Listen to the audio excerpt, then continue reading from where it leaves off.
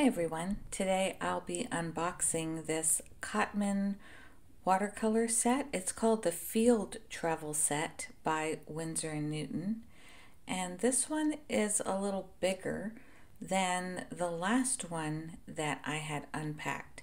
I got both of them because I'm wanting to try different sized palettes this year, travel palettes, as I go back to the office. See which ones, fit nicely into my work bag, but also provide me with the amount of mixing space that I'm going to want or that I'm used to from home.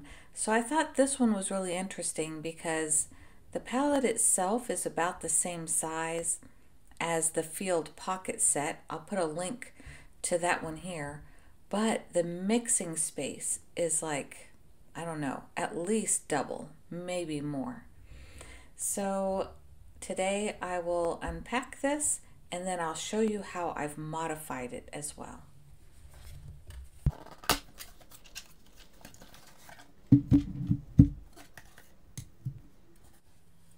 So as you can see, it says a 13-piece set. So what they mean by that is there are 12 colors in here, and it does come with a brush.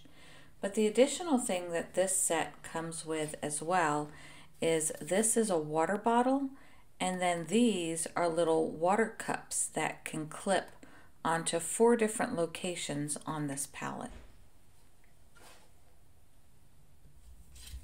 So the set that I picked up is the Cotman series, which is their student grade. They do have a professional one as well, but I want to say it's like 4 times the cost. So for these palettes, for now, I've picked up the Cotman series, and as I empty the colors, I will replace them one by one with the professional tubes. It's just cheaper to get the box initially by just getting the ones with the Cotman and then refilling them with the colors that I use the most. Since I'm still a beginner, I don't really know, exactly what colors I will use all the time. So I wanted to try out or start with the student grade, and then after I've really figured things out, then I'll move on to the professional colors for Winsor & Newton. So they have 40 colors in this particular line, and what I've done in order to include 14 is I've changed some things out in here. So let me show you these first. These are the little inserts that the watercolors came in inside of this palette. So in this palette, they were in this direction here, and they fit 12 colors. But I've seen a lot of people take these out. That way they're able to fit 14 colors in here. So I'll show you what I've done with mine.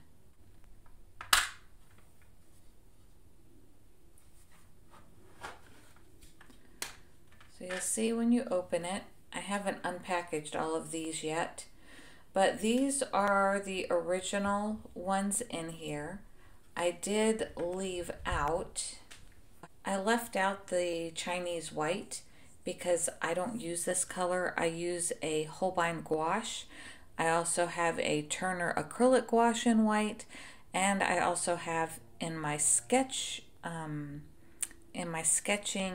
little to-go bag, I have a Uniball Signo white pen. So I don't use this Chinese white, so I might in the future to lighten up some colors, but I usually just use water for that. So I automatically took that one out of here right away. I might replace the lamp black, we'll see. I use a Daniel Smith lamp black that I really like. It has like this feathering technique that it will do, especially for creating things like animal fur. I'm not sure if the Winsor & Newton lamp black reacts the same way. So I'm going to try it out before I totally get rid of it. So let me show you how the palette works first. So that's just opening the lid. Then there's another notch down here, and that gives me some more trays right there. And then there's another notch down here. So then there's another notch down here. So you can see the amount of mixing wells. 1, 2, 3, 4, 5, 6, 7, 8, 9, 10, 11, 12. 12 mixing wells right there. It is huge. It goes really amazing, but the palette itself still fits within my hand. So then this is the water bottle. So you can put water in this. I doubt I'll use that very much because I'm usually at an office now, or I have my own water bottle with me that I'm already drinking. So these little wells can go here, or if they get in your way too much, I'm probably going to do it this way. You can put them up here on that part of the palette so that you can get to your watercolors more easily as well. So that is probably the layout that I'm going to prefer. Now these three colors here, again, I don't know that I'm going to stick with these, but these are a few colors from my Daniel Smith palette that were not included in here. I ran out of Yellow Ochre. In the future, this is probably going to be changed out for Yellow Ochre. For now, it's part of that. It was part of that Jean Haynes grouping that I got from Daniel Smith. So this is Nickel Azel Yellow. And then I thought I might keep the Phthalo Turquoise. Add the Phthalo Turquoise in here for some better mixing on the florals. And Green Apatite Genuine. This is really great since I'm planning to use this for on-the-go florals. I thought this would be a really good addition to this particular palette for botanicals. It has a very natural, granulated green look to it. So if you're wondering what the differences are between this particular palette as far as the Cotman colors that come in it in comparison to this palette, these are the actually there's 7 colors that are the same because both palettes came with a Chinese white. So there are 7 colors that are the same, and these are the 5 colors that are different. So I'm going to swatch these 5 out to add them to my existing swatch book.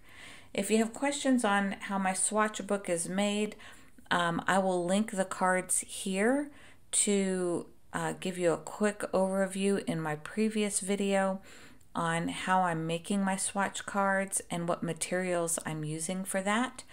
I think after I'm finished swatching out the entire Cotman series that I have, I will go ahead and do a overall swatch book video when I finish all my travel palettes. So there will be a swatch book video, but that still may be another month or so out. All right, so let's get these swatched. Now, since I took the holders out, this is what I'm going to use to hold my little trays in place. It's just a fun tack. They use it in classrooms and on walls and things like that. This one I found to be better than the white putty stuff that I've used for years. This one, this blue tack works really well.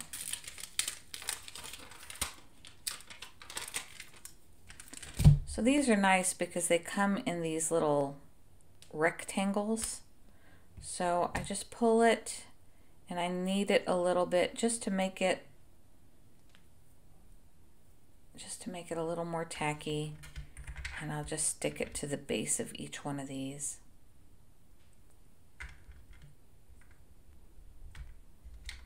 So they'll all be about the same height when I'm done because these are already perfectly measured out, so you don't have to worry about guesswork on trying to get everything to be the same size or thickness or anything like that.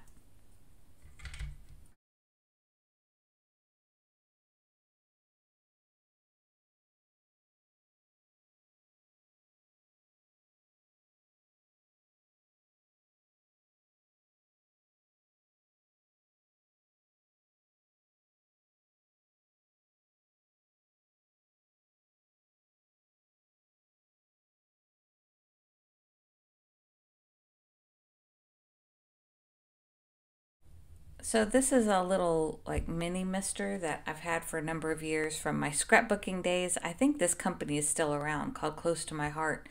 It's a little bit bigger than those mini misters made by Ranger. So that's why I like this one. It holds quite a bit more water. And so this is the one that I take with me on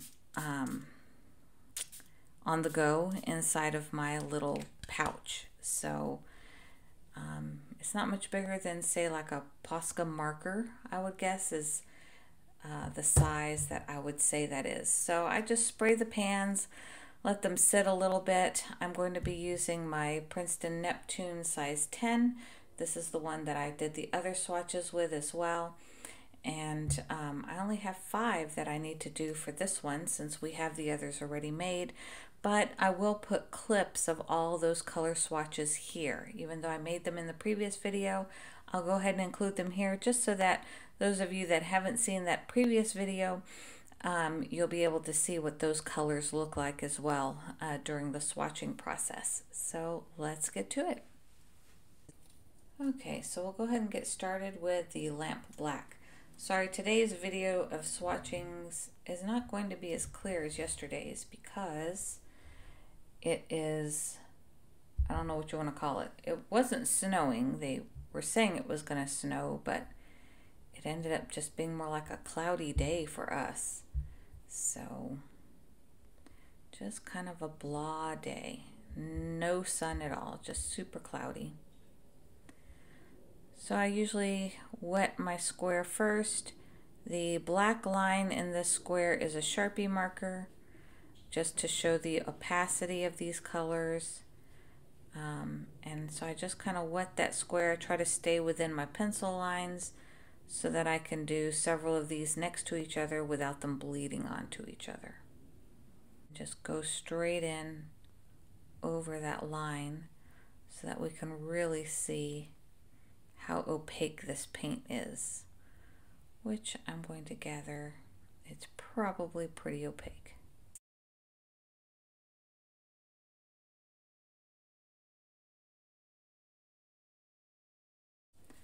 Next, I'm going to do this permanent rose.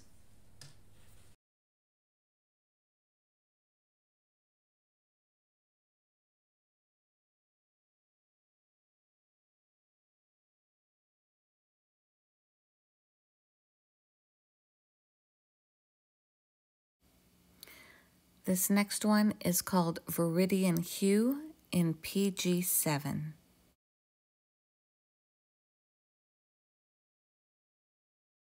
Will be this red cadmium pale hue, which to me looks a lot more like an orange.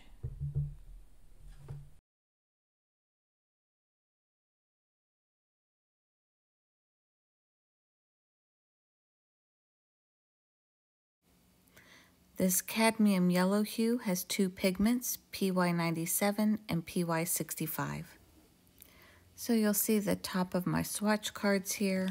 This first square is called Lemon Yellow Hue. That is the first yellow that's in this set. It's a PY175.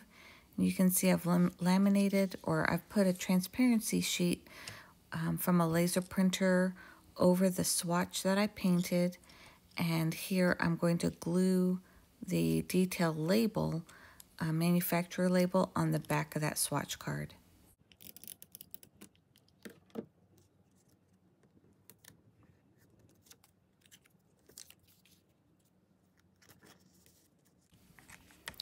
This ultramarine is PB29. I swatched it from my other Winsor Newton Cotman set that I have, but here I'll go ahead and add the labels to it.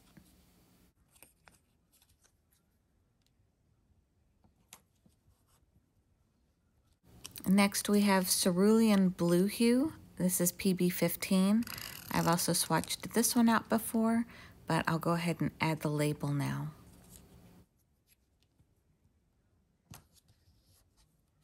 So in this set we have 2 greens. We've already swatched out the Viridian Hue. This one is the sap green. This one is a mix of 3. It's just a nice convenience color to have in the palette.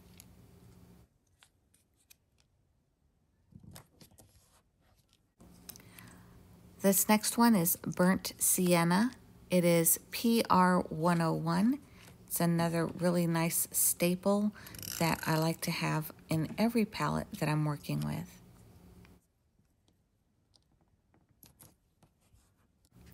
And this last one is the Burnt Umber. That one is PBR7 and PY42. Another basic that I love to have for trees and botanicals.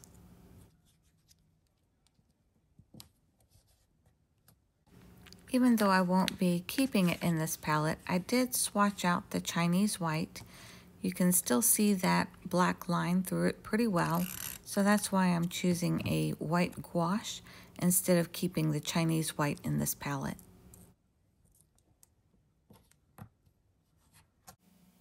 So this is what my setup looks like after the modifications.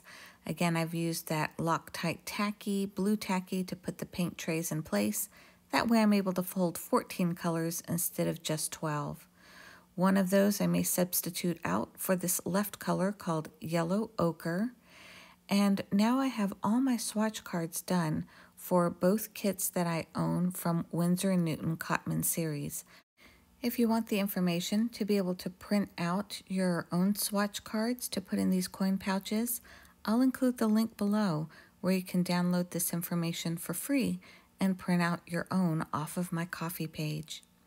So these are how I have printed them out on transparency. And then this is how it compares to the other Winsor & Newton pocket travel set. Here's also maybe another travel palette size that you're familiar with, and how this one compares to that side by side. So you can see it provides a lot of mixing space for really still a very compact design. And these were the 12 original colors. If you enjoy watching swatching videos like this, please give this video a thumbs up, and I'll see you next time.